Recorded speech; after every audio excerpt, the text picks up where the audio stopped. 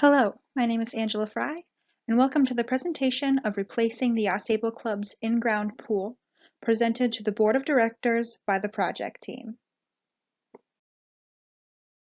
The Ausable Club is a private club located in the heart of the Adirondack Mountains in Keene Valley, New York. The club is open for its main season during the months of July and August. The club is also open during June, September, and October for its off-season when the club hosts weddings. As a private club, the members expect high-quality amenities for the dues they pay each year. The members receive access to golf, tennis, lodging, 2 private lakes, and an in-ground swimming pool as part of their membership. Over time, the use of the pool by hundreds of members and guests each year has worn down the current in-ground pool, resulting in a quality that falls below members' expectations. The purpose of this project is to replace the existing pool with a new in-ground pool and bathhouse using energy-efficient materials to reduce daily costs, as well as to increase member satisfaction with the amenities offered by the Ausable Club.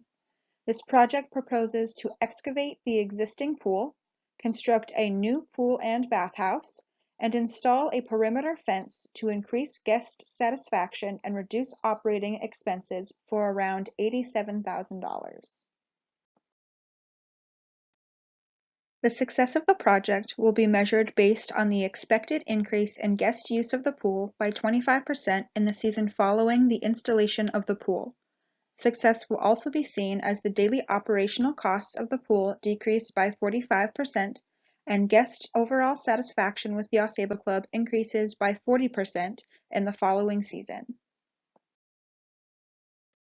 The deliverables expected from this project include progress reports at the end of every 2 weeks, initial and finalized designs for the pool and bathhouse, and the necessary construction permits from the State of New York, the Adirondack Mountain Reserve, and the Department of Environmental Conservation. This project will also produce a 20-foot by 40-foot in-ground swimming pool with depths of 3, 4, and 5 feet, as well as a 20-foot by 30-foot bathhouse with separate areas for men and women. The project will provide the concrete area surrounding the pool for a total area of 70 feet by 70 feet that will be surrounded by a 4-foot-tall perimeter fence with a self-latching gate. The proposed schedule outlined here displays the plan for completing the project between September and December 2019. The submission of the project plan and the creation of designs will take place during the month of September, with construction beginning in the first week of October. The excavation of the existing pool is expected to take 2 to 3 weeks, and construction should be completed during November and December. Bi-weekly progress reports will be submitted to track the progress of the project and make any necessary changes if needed. To ensure a high-quality product is produced, the contractors will need to acquire permits from the necessary organizations to begin construction. When performing the excavation, the team must avoid any ground wires and check the safety of the site before beginning work each day. The concrete work must cover at least 5 feet around the edges of the pool, and the pool house must have toilets and showers and be located in a position where guests must pass through it before they can enter the pool.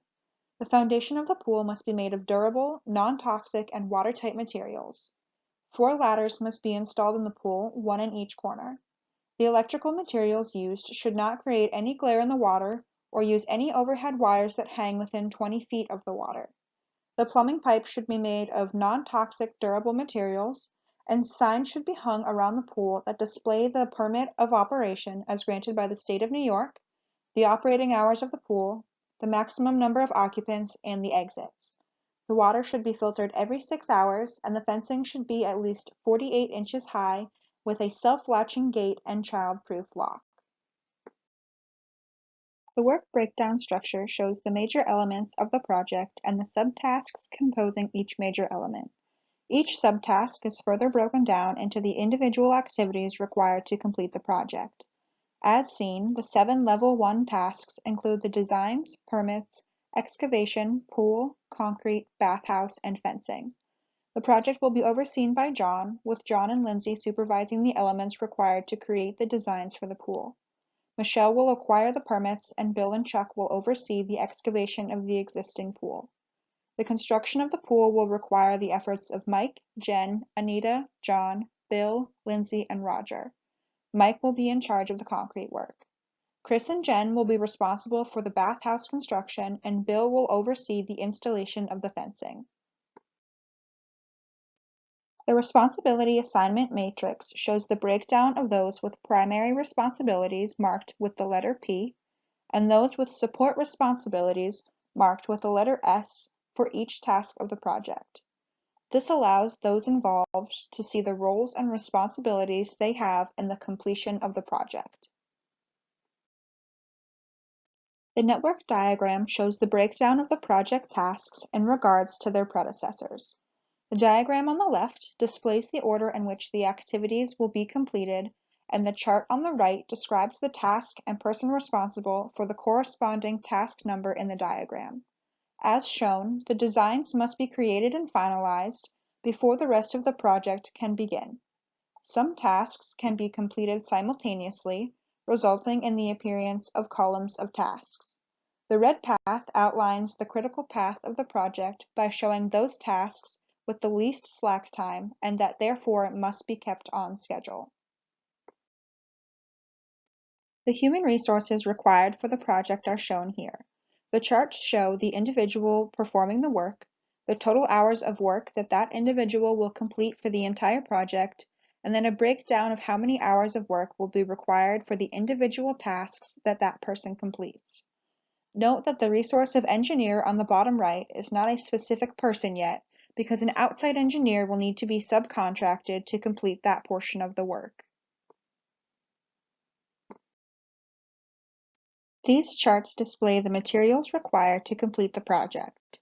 Each material is listed with the total quantity required. If the material is needed for more than one task, the material usage is broken down into the individual task's specific material usage. This chart displays the cost for the project broken into the 7 main tasks of the project. As the chart shows, the pool and bathhouse construction will require the largest expenditure on resources, as those parts of the project are the most labor-intensive and involve purchasing the largest quantities of materials to produce the deliverables. The concrete also presents a large cost, as the entire area surrounding the pool will be made of concrete. This graph shows the breakdown of the cost of the project and in which month the cost will be incurred. September and October show low cost because much of those months consist of creating designs, acquiring permits, and excavating the existing pool, which don't require many expenditures. The month of November will present the highest costs because most of the pool and bathhouse construction, electrical work, plumbing, and concrete work will be completed then. December also shows fairly high costs as the remainder of the construction will be completed in that month. Upon completion of the project, an overhead charge of 17% from the hired contractors will bring the total cost of the project to $86,911.61. This graph displays the anticipated work for the project as completed by each individual. The chart also details the hours worked by each worker and when those hours will be completed. Chris has the largest expected amount of work, as he is responsible for the construction of the bathhouse. Lindsay plays multiple roles in the completion of the project, including creating the designs and ordering and hanging the signs, which results in her also performing a large segment of the project work. Because Michelle and the engineer are each only involved in one subtask, they will perform the least amount of work on the project. Lastly, but of high importance, are the possible risks of the project. This chart shows the potential risks identified for the project and responses to those risks. While most risks, like construction equipment malfunctions or worker injuries, can be easily avoided or mitigated, a major risk with a high impact and high chance of occurring is presented in heavy snowfall. Because the club is located high in the mountains, it receives a significant amount of snow each year, which may push the project completion past its current expected finish date. However, since the project must only be completed by the end of May 2020, the schedule has room to be pushed back without posing an immediate threat of running over schedule. The project team believes that by completing this project and performing the steps as outlined in this presentation, the Ausable Club can replace its existing pool in a way that will increase guest satisfaction and reduce the daily operating costs of the pool. Thank you for your time.